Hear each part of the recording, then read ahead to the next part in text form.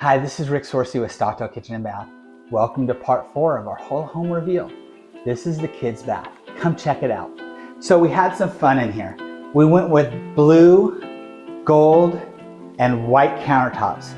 Now this is a man-made quartz product, and it gives you that marble look without the marble worry. So this is on the other side of the fireplace that you saw in part 3. Now, since there was some extra room because we went to an electric fireplace, we were able to sink a 24-inch deep cabinet into the wall to give extra storage. We built this wall and then capped it with that same quartz that's on the countertop. So check out this shower. Really nice. Now this is where a standard villager tub was, and they had a little extra build-on wall. So what we did is we made a bench here, capped it with the stone, then put a focal wall in, and married it all together with a fun blue, gray, white penny tile. If you haven't seen one before, that's a lineal drain, and that whole little slit is the drain.